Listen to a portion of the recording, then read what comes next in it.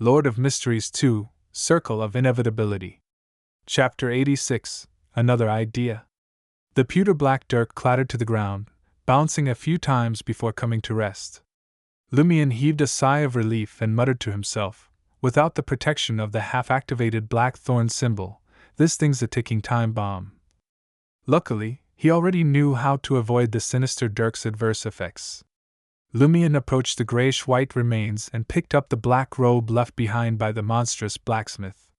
He tore off several strips of cloth and wrapped them tightly around his right hand, as if applying a thorough bandage. Then, Lumion grasped the fate-appropriated dirk. The pewter-black dirk remained unresponsive the entire time. Prepared to discard the item in his hand at any moment, Lumion relaxed and whispered, "I need to find a scabbard to carry it around safely. Do I have to permanently bandage my left or right hand just to have time to protect myself when I need to draw the blade in an emergency? This thing is dangerous, but it's also incredibly powerful. Besides its short lifespan, it outclasses all the beyonder weapons Aurora mentioned. Many level 3 sealed artifacts might not even compare." While muttering to himself, Lumion swaddled the fate-appropriated dirk in layers of black cloth. Once wrapped securely in 3 layers, he slid the evil dirk into his left belt with a sense of relief. Having done this, Lumion rubbed his temples and, despite his physical and mental exhaustion, entered the room from which the blacksmith monster had emerged.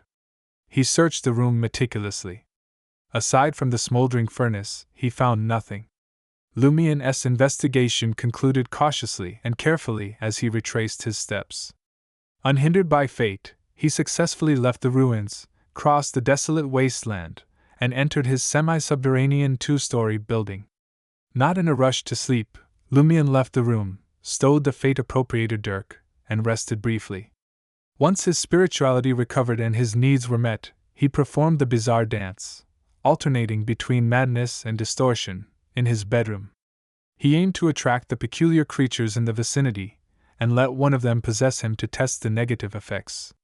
Having sensed the fear and reverence of the flaming monster, the 3-faced monster, and the fate-appropriated dirk towards the black thorn symbol, he was no longer as terrified of allowing certain entities to possess him. His corruption was far more powerful. Moreover, he was quite exhausted and would soon fall asleep. When the time came, even if the strange being he harbored was reluctant to leave or cause severe negative effects, he would recover after resting in the real world for a day. Is this what Aurora often calls cheating and exploiting loopholes? Lumion mused as he danced. As the dance intensified, his spirituality expanded, merging with a certain force of nature that radiated in all directions. Gradually, Lumion, seemingly fused with his surroundings, sensed something entering the area. He lifted his leg, took a step, and spun around. Without activating his spirit vision, he saw 3 translucent figures materialize at the bedroom's glass window. They were the familiar skinless monster, shotgun monster, and mouth orifice monster. Seems like my spiritual perception isn't strong enough, or my level is too low. I can only summon them. Lumion didn't mind. He drew the ritual silver dagger Aurora had given him and sliced a wound on the back of his left hand. A drop of crimson blood quickly welled up but didn't spread. On the spot, it congealed and took on a demonic hue. The 3 ghostly figures outside the window instantly stirred. Lumion deftly used the ritual silver dagger to pick up the congealed drop of blood. With a final flourish of his dance moves, he pointed the blade towards the mouth orifice monster. He was inviting the entity to latch onto him. The monster, bearing 3 black marks on its upper body, opened its vortex-shaped mouth as if responding to Lumion's call, but it hesitated to take further action. That's right. The window is still closed, and the monsters in the dream ruins don't dare enter my house. Lumion swiftly grasped the situation. In sync with his dance rhythm, he leapt, landing gracefully on the desk before the window. With his left hand, he slid the tightly shut glass window open. Then, he extended the ritual silver dagger, bloody tip first, outside the house. Instead of devouring the drop of blood and entering Lumion's body through the ritual silver dagger, the maw-like creature retreated 7 or 8 meters, floating amidst the howling wind, still mesmerized by the dance. "Hey, come over!"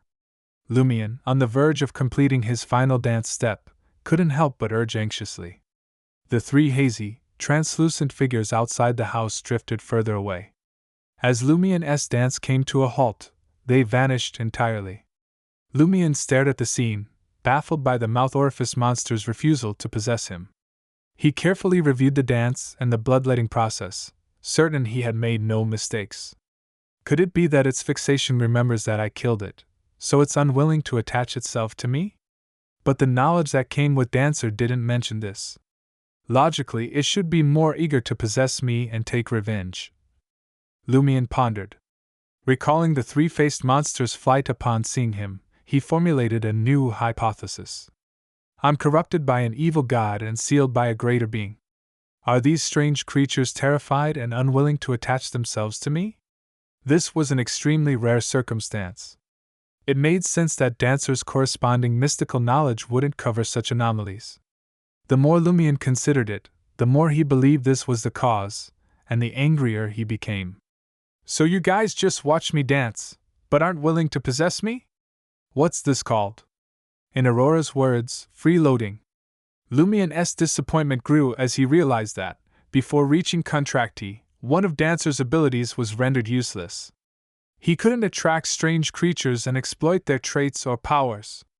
He consoled himself, hoping that only the Dream Ruins creatures behaved like this. After all, they were closely tied to the owner of the Blackthorn symbol. I wonder what I can attract in reality. Will they dare to attach themselves to me? Lumion mused, walking to his bed and lying down. His mood lifted as he glanced at the fate-appropriated dirk, ensconced in layers of black cloth, on the cabinet beside him. This powerful beyonder weapon would aid him in delving deeper into the Dream Ruins and uncovering their secrets. The only drawback was its inability to be brought into the real world. I wonder if that mysterious lady can help bring it out, just like how she brought the potion and ritual ingredients into the Dream Ruins. But the next time I explore the Dream Ruins, I'll have to trouble her to bring the fate-appropriated dirk back in. She's definitely unwilling to keep providing help. She's clearly averse to hassle and prefers slacking off. With these thoughts, Lumion drifted into a deep sleep. When Lumion woke up, the sky was an unnatural shade of inky black. Only a smoldering crimson smear of sunset remained in the distance, filling him with a bleak melancholy as if the entire world had abandoned him. Adjusting his emotions, Lumion left the room and descended to the first floor. Aurora was busy cooking dinner. Are your eyes okay? Lumion went over to help. Pretty much. Aurora tucked a stray lock of blonde hair behind her ear and widened her eyes at him. Lumion peered into their light blue depths but saw nothing amiss beyond a hint of blood. Aurora continued frying the lamb chops and casually asked, "Discovered anything interesting in the Dream Ruins this time?" Lumion began chopping ingredients for the last dish, recounting his encounters. "That blade is powerful indeed." Seeing her brother was unharmed, Aurora stifled her concern with a laugh. "If it were me, I'd never call it fate-appropriated dirk. Too straightforward, lacking charm." Lumion asked curiously, "What would you name it then?" Aurora smiled and said, "Fallen Mercury." "Fallen Mercury it is." Lumion nodded immediately. He had to use the name his sister gave. Aurora burst out laughing. "Actually, it's not the best name, but that's all I could think of on short notice." The monster's behavior confirms our theory. The black thorn symbol on your chest, or rather, the corruption in your body isn't simple.